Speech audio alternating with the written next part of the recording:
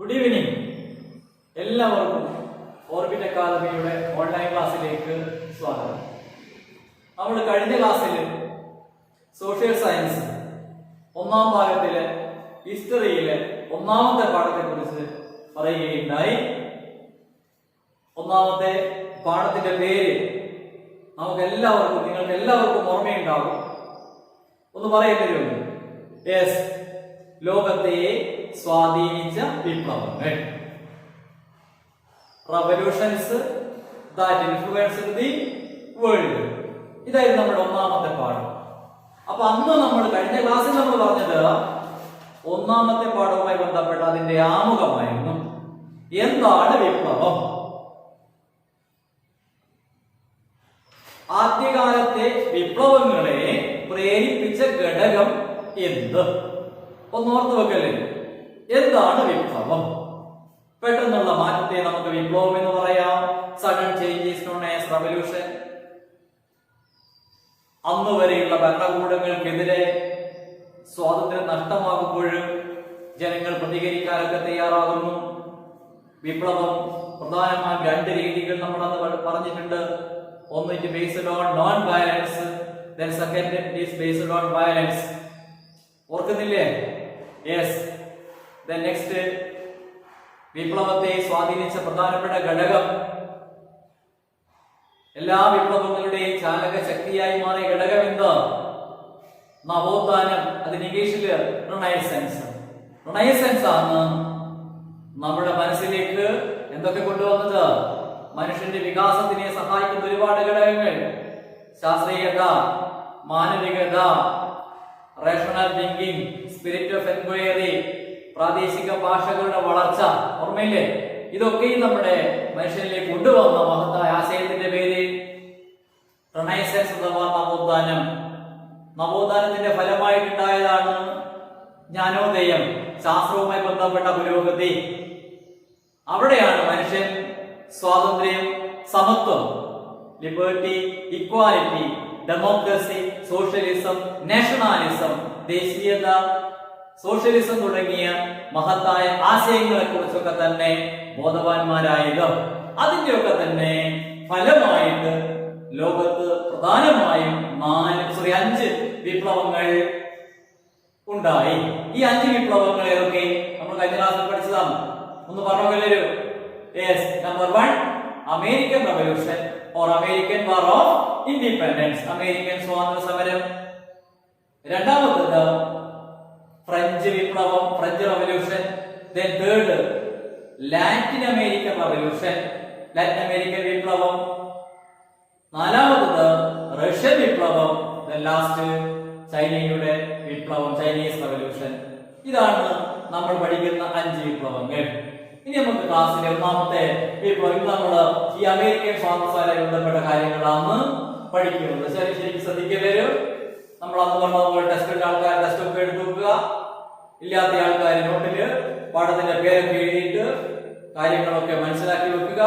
എന്നിട്ട് ഓരോ പോയിന്റ് വ്യക്തമായിട്ട് പുസ്തകത്തിൽ അടയാളപ്പെടുത്തി വെക്കുക, അല്ലെങ്കിൽ നോട്ടിൽ രേഖപ്പെടുത്തി വെക്കുകയോ ചെയ്യുക. അവസാനം നമുക്ക് ചോദ്യങ്ങളൊക്കെ ഉണ്ട്, ഹോംവർക്ക് ഒക്കെ ചെയ്ത് നിങ്ങൾ കാണിക്കണം. ഓക്കെ.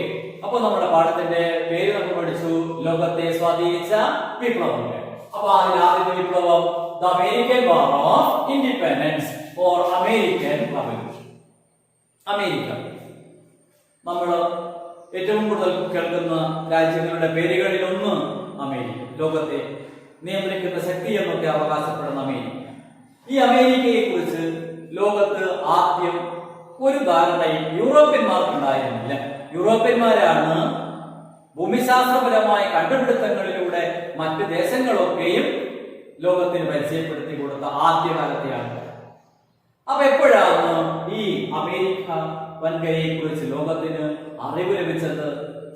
ഓർത്തു വെക്കല്ലേ, ആ വർഷം 1490. ആ വർഷം ആര് അമേരിക്കയുടെ തീരങ്ങൾ എത്തിച്ചേർന്നു?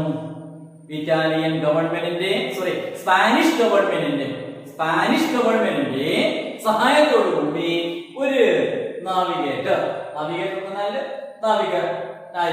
ആൾ, അല്ലെങ്കിൽ പ്രദേശങ്ങൾ കണ്ടുപിടിക്കാൻ വേണ്ടി യാത്ര തിരിച്ച ഒരു വ്യക്തി. ആ വ്യക്തിയുടെ പേരാണ് ക്രിസ്റ്റഫർ, ബാക്കി പറയും, ക്രിസ്റ്റഫർ കൊളംബസ്. അപ്പൊ കൊളംബസ് ആണ് അമേരിക്കയുടെ ഭാഗത്ത് എത്തിച്ചേർന്ന ആദ്യത്തെ ഒരു സഞ്ചാരി. അപ്പൊ അദ്ദേഹത്തിന്റെ വിശ്വാസപ്രകാരം നമ്മുടെ ടെക്സ്റ്റ് ബുക്കിലുണ്ട്. നിങ്ങളുടെ ടെക്സ്റ്റ് ബുക്കിൽ 11ാമത്തെ പേജിൽ ഏറ്റവും മേലെ കാണാം, നമുക്ക് ആ ബോക്സിൽ കാണാം. ഓക്കെ, അങ്ങനെ ഈ കൊളംബസിന്റെ ആഗ്രഹം എന്താണ്? എത്രയും വേഗം ഏഷ്യൻ രാജ്യങ്ങളിലേക്ക് എത്തുക, ഇന്ത്യയിലേക്കൊക്കെ എത്തുക. അപ്പൊ കൊളംബസ് വിചാരിച്ചത് അദ്ദേഹം എത്തിയ സ്ഥലം ഇന്ത്യയാണ് എന്ന്. So he called the people as Indians. അവരാണ് പിന്നീട് റെഡ് ഇന്ത്യൻസ് എന്നൊക്കെ അറിയപ്പെട്ട അമേരിക്കയിലെ ആദിമ നിവാസികളൊക്കെ ആയിട്ട് മാറി. അങ്ങനെ കൊളംബസിലൂടെയാണ് മഹത്തായ അമേരിക്കയെ കുറിച്ച് ലോകം പതിയെ അറിയാൻ തുടങ്ങി. പിന്നീട് in 17th century there were so many Europeans migrated or reached America. അതിൽ ഏറ്റവും പ്രധാനപ്പെട്ട ആൾക്കാരായിരുന്നു ആര്? ഇംഗ്ലീഷുകാർ. ഇംഗ്ലണ്ടിലെ ഭരണാധികാരി സ്റ്റുവർട്ട് രാജാക്കന്മാർ അവരുടെ മതത്തിൽപ്പെടാത്ത ആൾക്കാരെ രാജ്യത്ത് നിന്ന് പുറത്താക്കാൻ തുടങ്ങി. അല്ലെങ്കിൽ റിലീജിയസ് പെർസിക്യൂഷൻ അഥവാ മതപീഡനം നടത്തി. ആര്? ഇംഗ്ലണ്ടിലെ രാജാക്കന്മാര്, ഇംഗ്ലീഷ് രാജാക്കന്മാർ. അങ്ങനെ ഈ മതപീഡനം ഭയന്ന English Protestant migrated to America. അമേരിക്കയിലേക്ക് അവർ പാലായനം നടത്തി, അഥവാ ഓടിപ്പോയി. അങ്ങനെ they formed so many colonies in North America. അങ്ങനെ എത്തിച്ചേർന്ന് അവിടെ കുറെ കോളനികൾ സ്ഥാപിച്ചു. ഏത് അമേരിക്കയിൽ? നമ്മുടെ നോർത്ത് അമേരിക്കയിൽ. അങ്ങനെ പോയ ആൾക്കാര്, ഈ ഇംഗ്ലണ്ടിൽ നിന്ന് അമേരിക്കയിലേക്ക് പോയ ആൾക്കാർ അറിയപ്പെടുന്ന പേര് പിൽഗ്രിം ഫാദേഴ്സ്. അഥവാ തീർത്ഥാടക പിതാക്കന്മാർ. പിൽഗ്രിം ഫാദേഴ്സ് എന്ന പേരിലാണ് അറിയപ്പെടുന്നത്. ഇംഗ്ലണ്ടിൽ നിന്ന് എവിടത്തേക്ക് പോയ ആൾക്കാര്? അമേരിക്കയിലേക്ക് പോയ ആൾക്കാർ അറിയപ്പെടുന്ന പേര് pilgrim fathers. Pilgrim fathers at the time of Stuart rulers, they were against other religious people or Protestant people. So the Protestant people feared the religious persecution of the king. They fled to America, or they migrated or they settled America. That people were known as Pilgrim fathers. അതിന് അവർ ഉപയോഗിച്ച അപ്പന്റെ പേരായിരുന്നു ഇത് Mayflower. ഇതൊക്കെ നമ്മൾ ആ ബോക്സിൽ കാണാവുന്നതാണ്. നമുക്ക് മെയ്ഫ്ലവർ എന്ന് പറയുന്ന കപ്പലിലാണ് ഈ പിൽഗ്രിം ഫാദേഴ്സ് എന്ന് പറയുന്ന അഥവാ തീർത്ഥാടക പിതാക്കന്മാരെന്ന് അറിയപ്പെടുന്ന ഒരു കൂട്ടം ആൾക്കാർ എവിടേക്ക് യാത്രയായത്? അമേരിക്കയിലേക്ക് യാത്രയായത്. അങ്ങനെ അവര് അമേരിക്കയിൽ they set up their own colony. അപ്പൊ എന്താ നമ്മുടെ കോളനി എന്ന് പറഞ്ഞാല്? ഒരു രാജ്യം മറ്റൊരു രാജ്യത്തേക്ക് എത്തുക. Then they controlled the administrative and armies in that country. ആ രാജ്യത്തിലെ ഭരണത്തെയും സമ്പത്തിനെയും സേനയൊക്കെ തന്നെ അവര് നിയന്ത്രിക്കുക. അതിനെ വിളിക്കുന്ന പേരാണ് ഇത് കോളനി. നമുക്കറിയാം, ഇന്ത്യ ഒരുപാട് വർഷം ആരുടെ കോളനിയായിരുന്നു? ബ്രിട്ടീഷുകാരുടെ കോളനിയായിരുന്നു. ഓക്കെ, അപ്പൊ നമ്മൾ അതിന്റെ ആമുഖം പറഞ്ഞു വെച്ചു. എന്ത്? കൊളംബസിലൂടെയാണ് അമേരിക്ക ലോകത്ത് അറിയപ്പെട്ടത്. പിന്നീട് അമേരിക്കോ വെസ്പുജി, ഒരുപാട് സഞ്ചാരികൾ അമേരിക്കയുടെ ഉൾനാടുകളിലൊക്കെ എത്തിച്ചേർന്നു. ചൂഷണം ചെയ്യുക the resources of the America.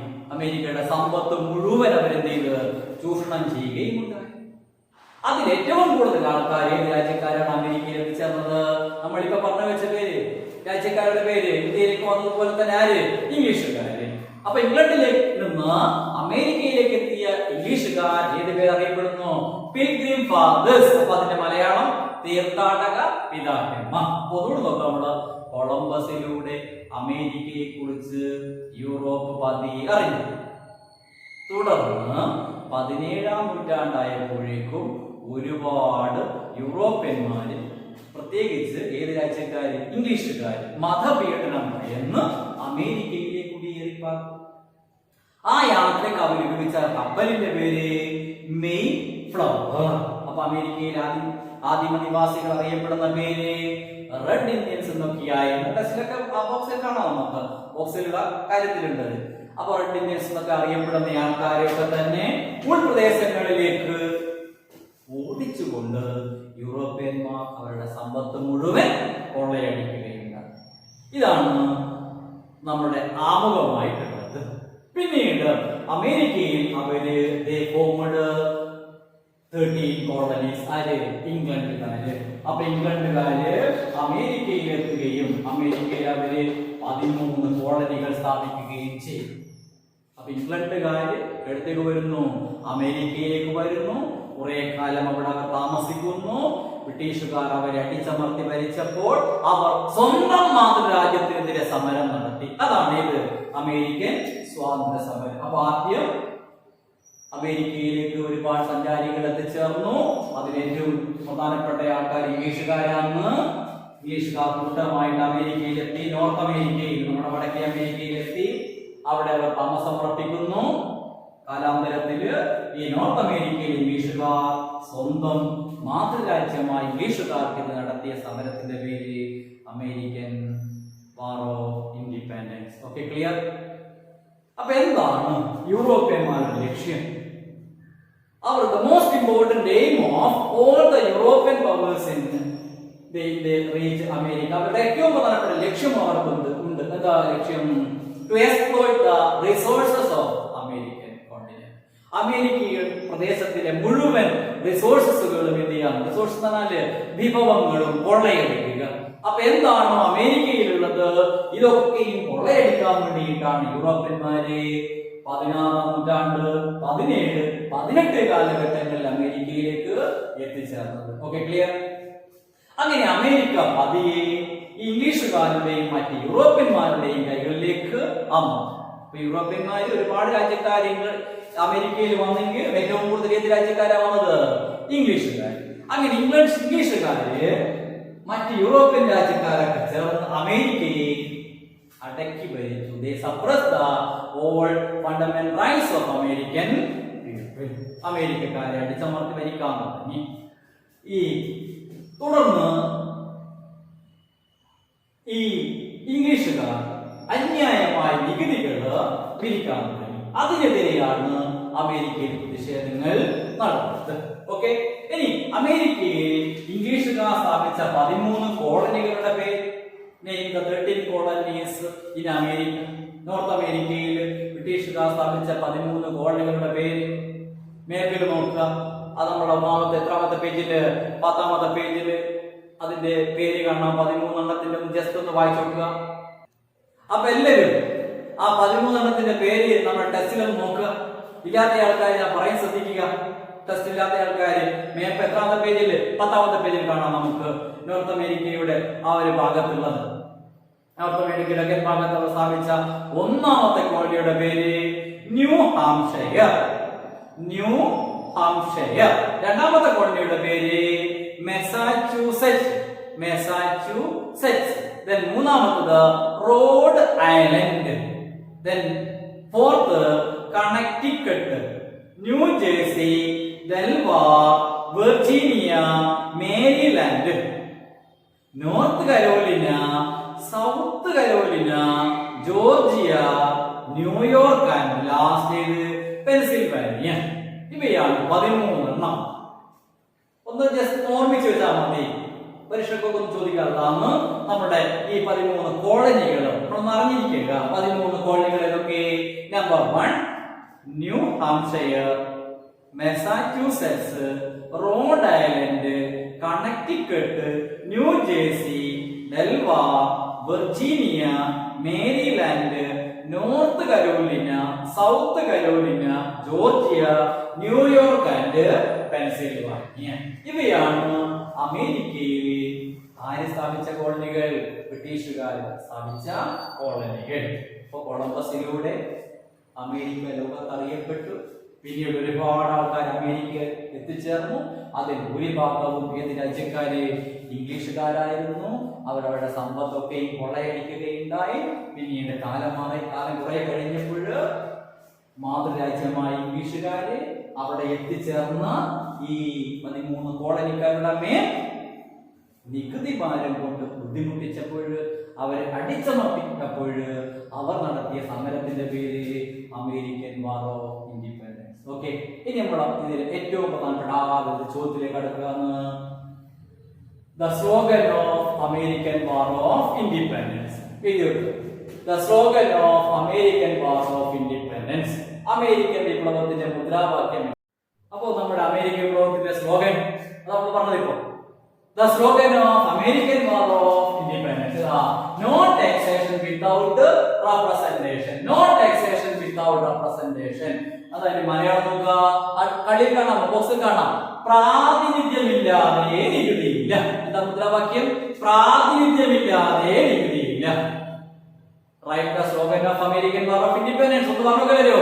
No taxation without representation. അപ്പൊ അതിന് മലയാളം പ്രാതിനിധ്യമില്ലാതെ നികുതിയില്ല. അപ്പൊ ഒരു വിപ്ലവത്തിന്, ഒരു സമരത്തിന് മുദ്രാവാക്യം ജനങ്ങൾക്ക്, അണികൾക്ക്, വിപ്ലവകാരികൾക്ക് ആവേശം പകരുന്നതായിരിക്കും. അങ്ങനെ അമേരിക്കൻ വിപ്ലവകാരികൾക്ക് പ്രചോദനം നൽകിയ ഒരു മുദ്രാവാക്യമായിരുന്നു നോ ടാക്സേഷൻ വിത്തൗട്ട് റെപ്രസെന്റേഷൻ. അപ്പൊ ആരാണ് ഈ മുദ്രാവാക്യത്തിന് രൂപം നൽകിയത്? ഉപജ്ഞാതാവായിട്ട് മാറുന്ന ആൾക്കാര്, the architect of the slogan. അയാളുടെ പേര് നമ്മൾ ഓർമ്മിച്ചു നോക്കുക, James Otis. James Otis created a new slogan in the revolutionary activities in America. That slogan was known as no taxation without representation. American വിപ്ലവകാരികൾക്ക് ഊർജം നൽകിയ മുദ്രാവാക്യമായിരുന്നു പ്രാതിനിധ്യമില്ലാതെ നികുതിയില്ല. അപ്പൊ അതിന് പിന്നിൽ കുറിച്ചാണ് പേര് ജെയിംസ് ഓട്ടിസ്. അപ്പൊ ഒന്നാമത്തെ ചോദ്യം, the slogan of American War of Independence. Who framed the slogan or who formed the slogan? The architect of the slogan James Otis. ഇതാണ് വിപ്ലവവുമായി ബന്ധപ്പെട്ട ആദ്യത്തെ ചോദ്യം. പുറത്തു വെക്കുക വിപ്ലവത്തിന്റെ ആ ചോദ്യം നമുക്ക് പിന്നെ ഏതാണല്ലോ, എന്താണ് അമേരിക്കൻ വിപ്ലവത്തിന്റെ മുദ്രാവാക്യം? മുദ്രാവാക്യത്തിന്റെ പേരെല്ലാം ഒന്ന് പറഞ്ഞത് നോ ടാക്സേഷൻ വിത്തൗട്ട് റെപ്രസെന്റേഷൻ, അല്ലെങ്കിൽ അതിന്റെ മലയാളം പ്രാതിനിധ്യമില്ലാതെ നികുതിയില്ല. അപ്പൊ അതിന്റെ ആളെ പേര് ജെയിംസ് ഓട്ടിസ് എന്ന് പറയുന്ന ആളാണ് മുദ്രാവാക്യത്തിന് രൂപം നൽകിയത്. അപ്പൊ ഈ മുദ്രാവാക്യം ഉണ്ടാകുമ്പോൾ അതിന് പിന്നിൽ എന്തെങ്കിലും കാരണങ്ങളൊക്കെ ഉണ്ടാകും, അല്ലെങ്കിൽ എന്തെങ്കിലും ലക്ഷ്യങ്ങൾ ഉണ്ടാകും. അത്തരത്തിലുള്ള ലക്ഷ്യം എന്താണെന്ന് ടെസ്റ്റിൽ കാണാം. ഒരു point, representation in the government. Representation in government. ഗവൺമെന്റിൽ ഞങ്ങൾക്ക് പങ്കാളിത്തം വേണം. അപ്പൊ അവരുടെ ആവശ്യം ഒന്ന്, ഈ മുദ്രാവാക്യത്തിലുള്ളവര് ഉന്നയിക്കുന്ന ആവശ്യം ഒന്ന് ഇതാണ്, റെപ്രസെന്റേഷൻ ഇൻ ഗവൺമെന്റ്. ഞങ്ങളെ ഭരിക്കുന്നത് ഈ 13 കോളനിക്കാരെയും, അവിടെ നിയമസഭകളും ഗവർണർമാരൊക്കെ ഉണ്ട്. ഈ ഗവർണർമാര് ഈ 13 കോളനികളും ഭരിക്കുന്നത് മാതൃരാജ്യമായ ഇംഗ്ലണ്ടിന്റെ നിർദ്ദേശപ്രകാരമാണ്.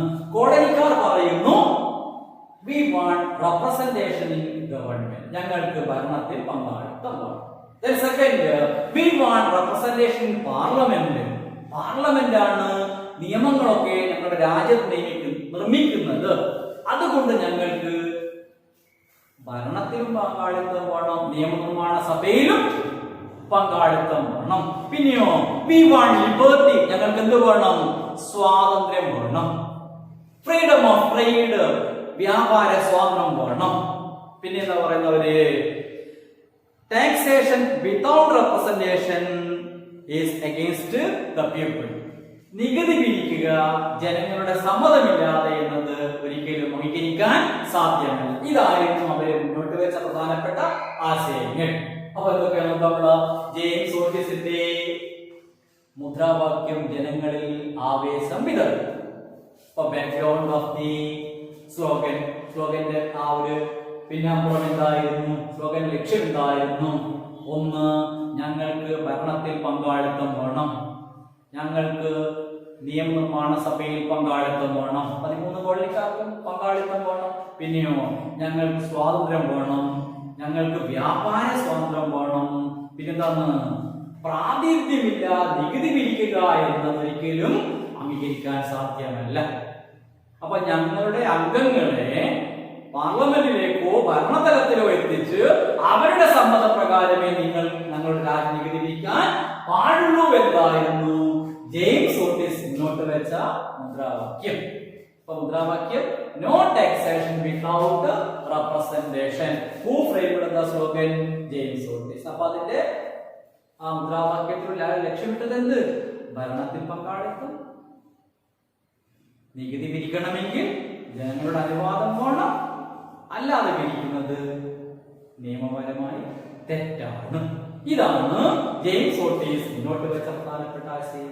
ഇനി അതിൽ മറ്റൊന്നും നമുക്ക് പഠിക്കാനുള്ളത് മെർക്കന്റിലിസ്റ്റ് ലോസ്. അതിൽ കാണാം, അടുത്ത കണ്ടിയിൽ നോക്കുക, അടുത്ത പേജ് നോക്കുക, 11ാമത്തെ പേജിൽ കാണാം നമുക്ക് മെർക്കന്റിലിസ്റ്റ് ലോസ്.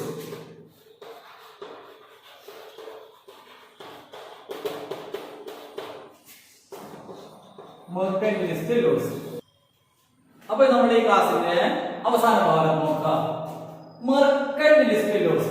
വായിച്ചോക്കെ പേര് ഇംഗ്ലീഷിൽ മലയാളത്തിലൊക്കെ തന്നെ മെർക്കന്റിലിസ്റ്റ് ലോസ് കാണാം. മെർക്കന്റിലിസ്റ്റ് നിയമങ്ങൾ കണ്ടില്ലേ നിങ്ങളെ കടയില് 5 പോയിന്റ് കാണാം. ഓക്കെ, ആ ബോക്സിൽ കാണുന്നില്ല 5 പോയിന്റ് ആയിട്ട്. പേജ് നമ്പർ 11 കാണാം നമുക്ക് മെർക്കന്റിലിസ്റ്റ് ലോസ്. മെർക്കന്റിലിസ്റ്റ് നിയമങ്ങൾ എന്താ സംഭവം? അത് mercantilist law means the trade laws. അതൊരു വ്യാപാര നിയമമാണ്. വ്യാപാര വാണിജ്യ നിയമത്തിന്റെ പേരാണ് mercantilist laws. Who implement the laws? ആരാണ് നിയമം നടപ്പിലാക്കിയത് അമേരിക്കയിലെ 13 കോളനികളിൽ? The British merchants. ബ്രിട്ടീഷ് കച്ചവടക്കാര് with the help of their motherland they introduced some trade laws in America that were known as mercantilist laws. അമേരിക്കയിൽ വന്ന ബ്രിട്ടീഷ് കച്ചവടക്കാര് മാതൃരാജ്യത്തിന്റെ അവരുടെ ബ്രിട്ടീഷുകാരുടെ സഹായത്തോടു കൂടി നടപ്പിലാക്കിയ വ്യാപാര നിയമങ്ങളുടെ പേരാകുന്നു മെർക്കന്റിലിസ്റ്റ് ലോസ്.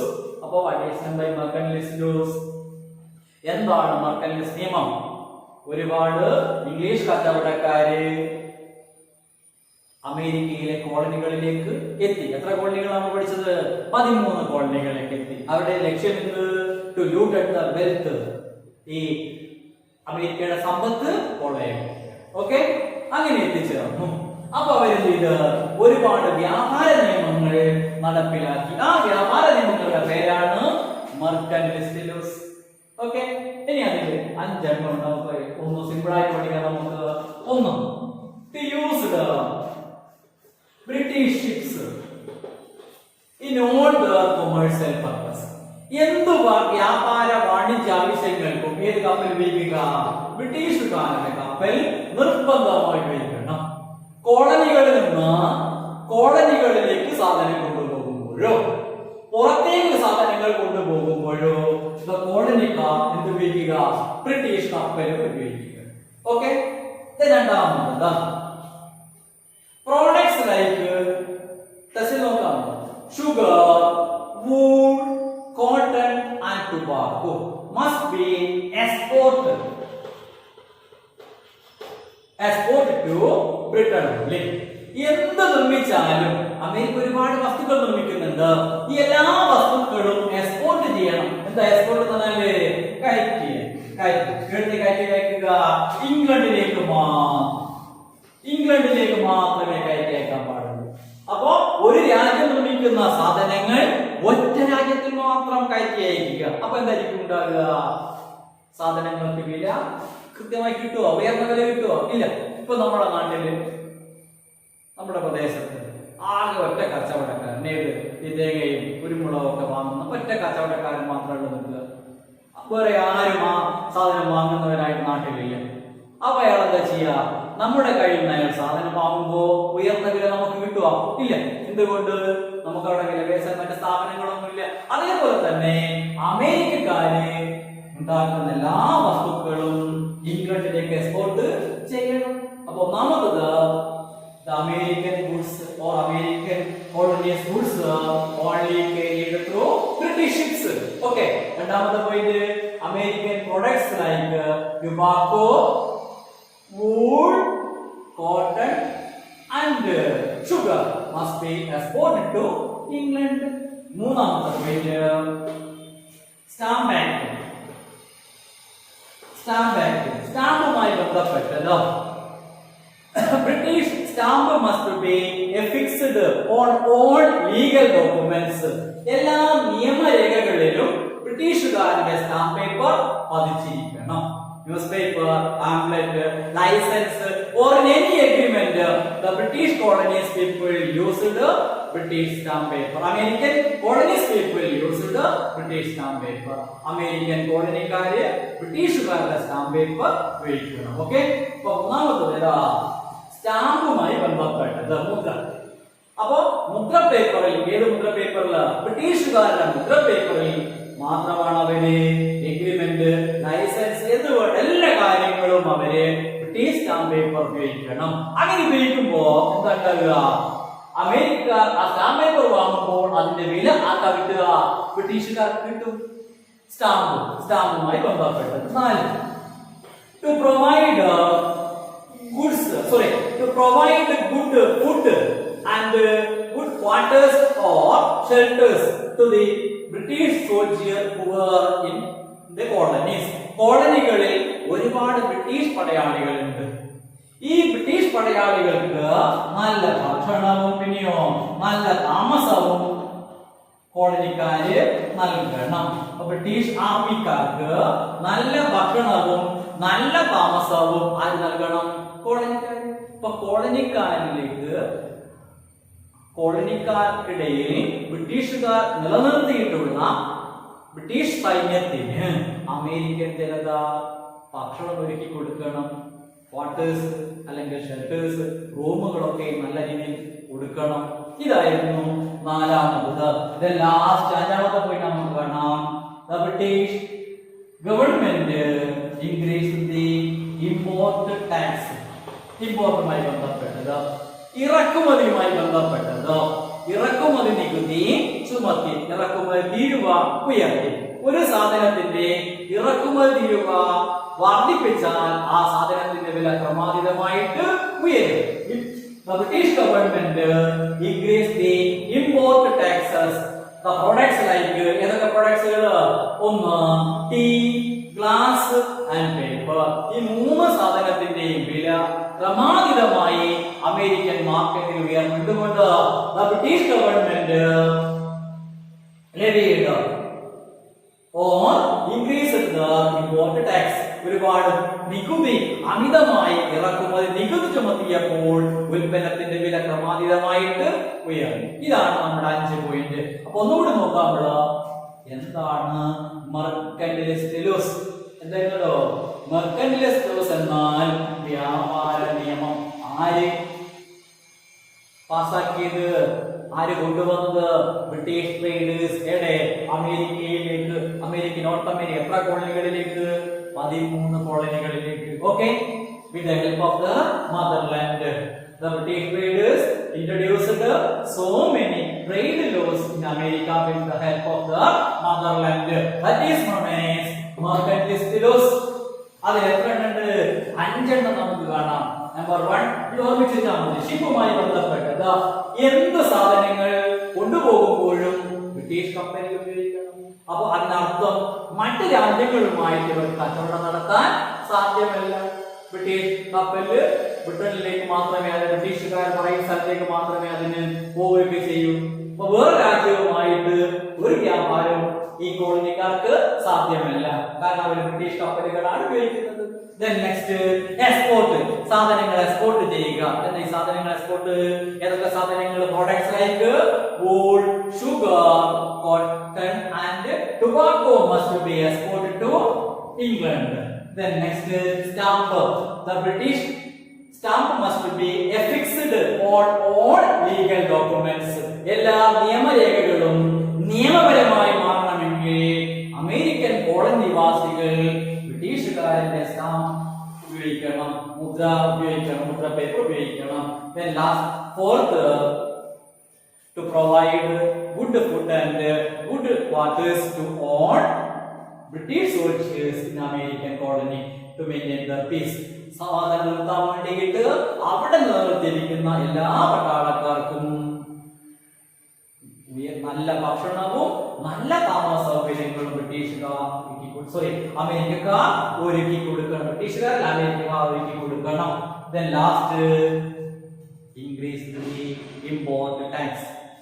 ഇമ്പോർട്ട് ചെയ്യുന്ന അഥവാ ഇറക്കുമതി ചെയ്യുന്ന വസ്തുക്കളുടെ വില ക്രമാതീതമായി ഉയർന്നു. കാരണം ഇറക്കുമതി തീരുവ വർദ്ധിപ്പിച്ചു. അങ്ങനെ ഏതൊക്കെ ഉൽപ്പന്നത്തിന്റെ വില അമേരിക്കയിൽ ഉയർന്നു?